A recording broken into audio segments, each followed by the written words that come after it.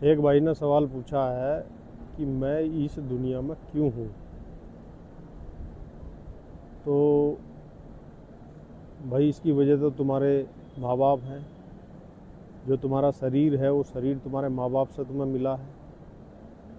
और अगर आप अपने बारे में पूछना चाह रहे हैं कि आप क्यों हैं, तो आप अपने को शरीर ही तो मान रहे हैं।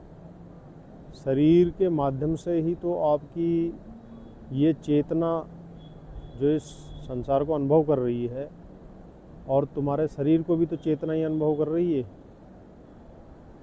तुम जब अपने को ये कह रहे हो कि मैं क्यों हूँ, तो ये क्यों भी तो वहीं से आ रहा है ना। कम से कम तुम्हें अपने होने का तो पता है कि तुम हो। अगर तुम हो ही ना तो तुम्हें ये सवाल भी नहीं आएगा। तो ये सवाल दो स्थिति में ही ज़्यादा पैदा होता है। या तो व्यक्ति अपने जीवन में जो वो चाहता सब कुछ उसने कर लिया हो, जो उसको पाना था वो पा लिया हो, जितनी भी उसकी चाहतें थी, जो भी कर सकता था वो उसने कर लिया। तो तब ये सवाल आता है अंततः कि मैं क्यों हूँ। या इस सवाल को अगर मैं थोड़ा करेक्ट करूँ, शुद्ध करूँ, तो वो ये है कि मैं कौन हूँ। मतलब अपनी स्वयं की खोज। स्वयं की खोज भी आप इसे कह सकते हैं। और दूसरा ये उनके लिए है कि जो सब कुछ करके, मतलब सब कुछ उन्होंने प्रयास किए अपनी इच्छाओं को पूरा करने के लिए, लेकिन उनमें असफल हो गए। यानी कि उनको कोई जीवन में मार्ग नहीं मिला, रास्ता नहीं मिला, भटक गए वो एक तरीके से। तो ऐसे भटके हुए लोग भी, निराश लोग जो हैं, जिनके जीवन में एक जो उम्मीद है, उनको लगता है कि उम्मीद भी नहीं रही, वो भी ख़त्म होगी। तो फिर ये सवाल वो लोग भी करते हैं कि मैं इस दुनिया में क्यों हूँ। लेकिन जब आप ये सवाल भी कर रहे हैं कि मैं इस दुनिया में क्यों हूँ, तो वो उम्मीद आपकी पूरी तरीके से खोई नहीं। अगर वो उम्मीद, वो होप आपकी पूरी तरीके से समाप्त हो जाती, चली जाती, तब भी ये सवाल अपने में मिट जाता और आपको अपना आत्मज्ञान, निज स्वरूप अपना प्रकट हो जाता आपका स्वयं के सामने। जो आदमी की तलाश है वो यही है कि भाई मैं कौन हूँ। और आप अपने को ही ढूंढना, खोजना चाह रहे हैं, और किसी को नहीं। क्योंकि संतुष्टि हो गई हो जीवन में या असंतुष्टि हो, संतुष्टि तो हो ही नहीं सकती। मनुष्य को संतुष्टि कभी नहीं हो सकती। क्योंकि जब तक शरीर का भाव रहेगा, देह का भाव रहेगा, आप अपने को शरीर समझते रहोगे ना, तो हीन भावना से आप भरे रहोगे। हीन भावना से इसलिए भरे रहोगे कि शरीर आपका सबसे सुंदर भी शरीर होगा तो उससे भी सुंदर कोई शरीर हो सकता है, और आपका दूसरों की तुलना में उतना शरीर सुंदर नहीं है, चेहरा सुंदर नहीं है, आपको लोग कम पसंद कर रहे हैं, तब भी आपको हीन भावना आती। पैसे से दुर्बल हैं, शरीर से दुर्बल हैं, दीनहीन वाली स्थिति में है, तब भी ये सवाल आता है कि मैं क्यों हूँ, जब मेरे करने के लिए यहाँ कुछ है ही नहीं, तो मैं क्यों हूँ। तो जो आपका सवाल है ये पहले वाला है कि जब मेरे करने के लिए कुछ नहीं है तो मैं क्यों हूँ इस दुनिया में। तो ऐसा नहीं है, आपके करने के लिए बहुत कुछ है इस दुनिया में। और सबसे पहले तो आपको अपनी ही खोज करनी है। क्योंकि ये दोनों स्थिति के जो लोग हैं, ये दोनों स्थिति के लोग ही आत्मज्ञान के पथ पर चलते हैं, स्वयं की खोज के पथ पर चलते हैं, दुनिया को जानने समझने की कोशिश करते हैं। क्योंकि अगर आपको सब कुछ जो आप चाहते हैं वैसा होता रहेगा ना, तो आपके मन में कभी ये ख्याल भी नहीं आएगा कि मैं क्यों हूँ, ये दुनिया क्यों है, और मैं यहाँ क्यों हूँ, मैं क्यों पैदा हुआ, मैं क्यों जिंदा हूँ। ये सब ख्याल जो है इसी से ही आते हैं, डिप्रेशन से ही निकलते हैं। और बिना डिप्रेशन के और बिना सफरिंग के कोई अवेकनिंग नहीं होती। चाहे वो अवेकनिंग स्पिरिचुअल हो या फिर सांसारिक हो, दोनों ही अवेकनिंग के लिए जो है सफरिंग और हार्श कंडीशन लाइफ में होनी ज़रूरी है। तो आप कौन हैं, आप क्यों हैं, ये जानने के लिए ये सवाल आप खुद से करिए। और मैंने एक ही वीडियो में, काफ़ी वीडियो मैंने यूट्यूब पे भी अपलोड की हैं, लेकिन एक ही वीडियो में वो सब कुछ बताया है जो बताया जा सकता है। अब बार बार उन्हीं शब्दों को रिपीटिशन हो रही है जो, क्योंकि शायद आप समझ नहीं रहे या आपने पूरी वीडियो सुनी नहीं है।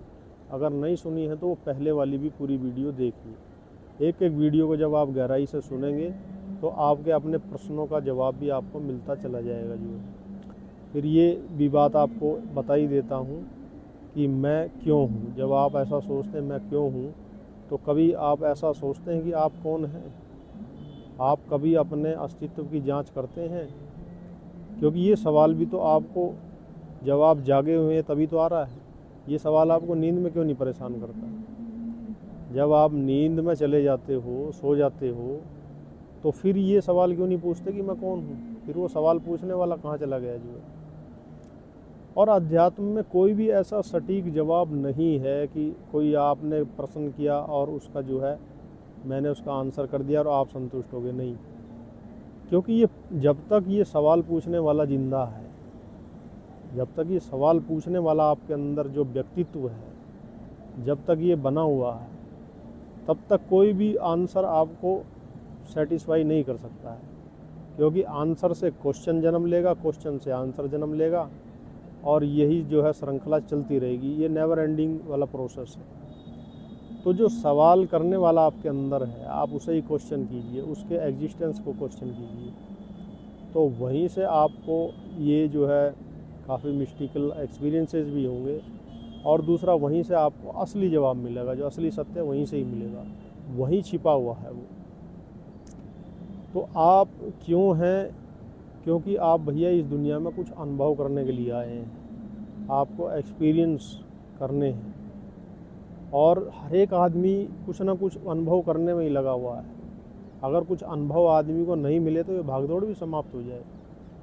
कुछ कहीं मिलने का लालच है। जहाँ आप अभी भी रह रहे हो वहाँ पर आपको कुछ मिल रहा है, इसीलिए रह रहे हो। अगर उससे ज़्यादा कहीं और मिलने लगेगा तो वहाँ चले जाओगे। तो ये ज़्यादा जो अनुभव है और ये कम अनुभव है, इन्हीं को करने के लिए आप जो है इस दुनिया में हैं। क्योंकि इन अनुभवों से ज्ञान प्राप्त होता है, और ज्ञान से बोध। बोध मतलब स्वयं में ठहरने की स्थिति। और जब तक ये बोध नहीं होगा तब तक आप स्वयं में ठहरेंगे नहीं, तब तक आपके जो सवाल हैं, प्रश्न हैं, वो शांत होंगे नहीं। और जब तक ये सवाल पूछने वाला आपके अंदर रहेगा, आप जवाब इस दुनिया में ढूंढते ही रहेंगे, कहीं ना कहीं किसी न किसी के पास जाते रहेंगे, या किसी अनुभव में अपने को तलाश करने की कोशिश करेंगे। किसी न किसी रूप में आप अपने को ही ढूंढने की प्रयास में लगे रहेंगे जो है। तो निराश मत होइए। ये जीवन ऐसे लोगों के लिए ही ज़्यादा सार्थक है, ना कि जिन्होंने जो चाहा उन्हें वो मिल गया। वो तो बेहोशी के स्तर में चले जाते हैं। जिन्होंने जो चाहा उन्हें नहीं मिला वही जागते हैं, या जिन्होंने जो चाहा वो सब कुछ उन्हें मिल गया वो जागते हैं। तो दो ही स्थिति में जागरण होता है, बीच की स्थिति में कभी जागरण नहीं होता। बीच की स्थिति जो है बेहोशी की स्थिति होती है, जिसमें ना आदमी जागा हुआ है ना सोया हुआ है। तो ऐसे जब गहराई से खुद से सवाल करोगे कि भाई नींद में मुझे ये सवाल क्यों नहीं आ रहा, खाली जब मुझे जागृत अवस्था आ रही है, एक वेकिंग आवर्स जब मेरी लाइफ में चल रहे हैं, जिसमें मैं जागा हुआ हूँ, जिसमें मेरी चेतना पूरे अस्तित्व को अनुभव कर रही है, मेरे शरीर को अनुभव कर रही है, तभी ये सवाल मेरे अंदर क्यों आ रहा है? और नींद में मेरी ये चेतना कहाँ चली जा रही है? और नींद में जैसी चेतना आपकी जा रही है, वहाँ पे सवाल भी नहीं है कोई। ना वहाँ पे सवाल है, ना वहाँ पे जवाब है, ना आपको वहाँ ये पता है कि आपका शरीर कैसा है, आप दिखने में कैसे हो, लोग आपके बारे में क्या सोचते हैं, आप खुद के बारे में क्या सोचते हो। ये सब चीज़ें भी तो उसके साथ ख़त्म हो जाती हैं। तो अगर ये सवाल कहाँ से आ रहे हैं, तो ये सवाल आ रहे हैं आपकी चेतना से। वो चेतना आपकी नींद में सो जाती है, जो नींद में वो नहीं रहती है। तो ये जो आपकी चेतना है, जिसे हम कॉन्शियस माइंड कहते हैं, वो कॉन्शियस माइंड में जो कंटेंट हैं आपके अंदर डाले गए हैं, या जो आपको अनुभव से प्राप्त हुए, अनुभवों की जो आपकी मेमोरी है, वही क्वेश्चन करती है। उस मेमोरी का आप ऑब्जर्वेशन कीजिए, बहुत गहनता से उसका इन्वेस्टिगेशन कीजिए, उसकी जांच कीजिए। तो धीरे धीरे वो कंटेंट जो है लेटेंट पोजीशन में आ जाएंगे, शांत होते चले जाएंगे, उनके आंसर आपको खुद ब खुद मिलते जाएंगे। आप उस चेतना से ऊपर की चेतन शक्ति हैं। जैसे ही आपको अपने चैतन्य स्वरूप का भान होगा, तो आप चेतना के इन सवालों से मुक्त हो जाएंगे जो। तो मुझे ऐसा लगता है कि मैंने आपका क्वेश्चन जो है आंसर कर दिया होगा। लेकिन इसमें अगर आपको कहीं ऐसा लग रहा है या कुछ और सवाल आपके मन में आ रहे हैं तो आप कमेंट के माध्यम से जो है पूछ सकते हैं। और मुझे सुनने के लिए, समय देने के लिए आप सभी का बहुत बहुत धन्यवाद।